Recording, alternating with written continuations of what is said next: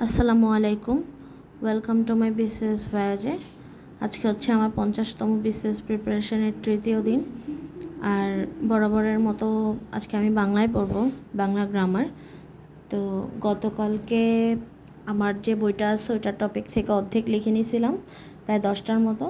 গতকালকে সব শেষ করতে পারলো, শেষে একটা করতে পারিনি শেষ। আর আজকেও ভাবছি যে বাকি 10টা টপিক আমি একদিনে শেষ করতে পারবো, যদিও এটা পরে শেষ হয়নি, কারণ যে আইটেমগুলো টপিকগুলো নিছিলাম, বাগধারা, এক কথায় প্রকাশ, বানান শুদ্ধি, প্রয়োগ অপপ্রয়োগ, এগুলো অনেকগুলো ছিল। পড়তে পড়তে ভালোই টাইম গেছে। আবার এগুলো পড়ে যেহেতু প্রশ্ন ব্যাংক থেকেও প্র্যাকটিস করছি, তো ভালোই টাইম গেছে, শেষ করতে কষ্ট হয়েছে। ভালো করে শেষ হয়নি, পারফেক্টলি শেষ হয়নি, কিন্তু হ্যাঁ অনেকটা কভার হয়েছে। যদি এগুলো আগেও কভার থাকতো, কিন্তু পরীক্ষায় দেখা যেত দোনোবারই অনেক কঠিন আসছিল প্রশ্ন, 47, 49 দোনোটাতেই, বাংলার ক্ষেত্রে অন্তত।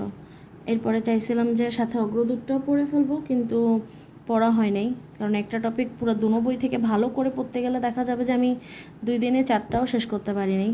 তো এখন যেহেতু আমার আমার লিড প্রিটুয়াল লেকচার সেটা পড়লাম, তো এরপরে যদি বাংলা দিতে আবার পড়ি তাহলে আমি একদম ট্রাই করব যে লেকচার শিট আর না ধরার, অগ্রদূত থেকে পড়ার।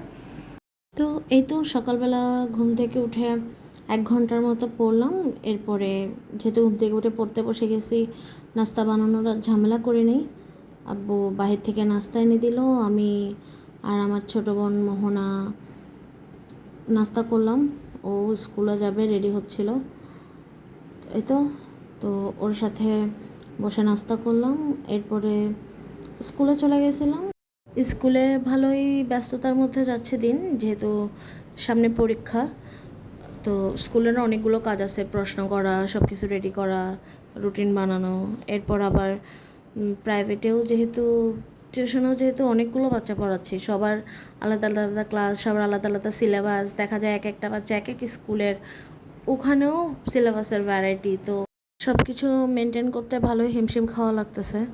কিছু বাচ্চাদের 20 তারিখ থেকে পরীক্ষা, কিছু বাচ্চাদের 27 তারিখ থেকে পরীক্ষা। আমার স্কুলে 27 তারিখ থেকে পরীক্ষা শুরু হবে। তো হ্যাঁ, ব্যস্ততার মধ্যে আছি। আবার দেখা যাবে যে পরীক্ষা শেষ করে রেজাল্ট করতে করতে ডিসেম্বর মাসটাও কেটে যাবে। টিউশন আশা করি থাকবে, অর্ধেক বাচ্চারা বেরাবে, অর্ধেক বাচ্চারা টিউশন পড়বে।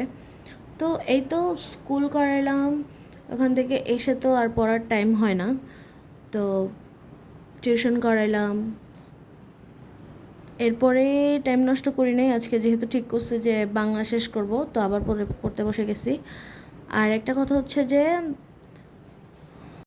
থেকে এরপর থেকে যদি পড়ি তাহলে ওইটার স্ট্র্যাটেজিটা একটু আলাদা হবে, কারণ হচ্ছে আমি যেহেতু প্রধান শিক্ষকেও অ্যাপ্লাই করছি।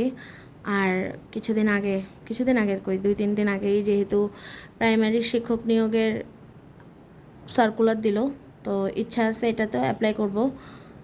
আর হচ্ছে যে যেহেতু আমার পছন্দ, আমি স্কুলে পড়াই অনেক বছর হয়ে গেছে প্রায়, তো স্কুলে পড়াইতে ভালোই লাগে, তো এই জবগুলোতে ট্রাই করব। তো হ্যাঁ, প্রিপারেশন তো বলতে গেলে মোটামুটি একই। তো ইচ্ছা আছে কালকে থেকে একটু নতুনভাবে পড়ার। একটা সাবজেক্ট পড়ে দেখতেছি যে একটু একঘেয়েমি লাগতেছে, বোরিং ফিল হচ্ছে, তো ভাবতেছি কয়েকদিন আবার কয়েকটা সাবজেক্ট একসাথে টাচ করে দেখি। আর একটা হচ্ছে যে ইংলিশ আমার পড়তে কেন যেন একদমই ভালো লাগে না।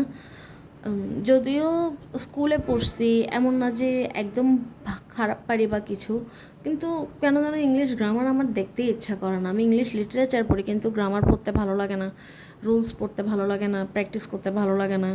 যদিও স্কুলে কীভাবে আমি পাশ করে গেছি ইংলিশে, অনার্সেও সেকেন্ড ইয়ারে ভাবছিলাম যে আমি হয়তো ইংলিশে পাশ করবো না, পাশ করে গেছি।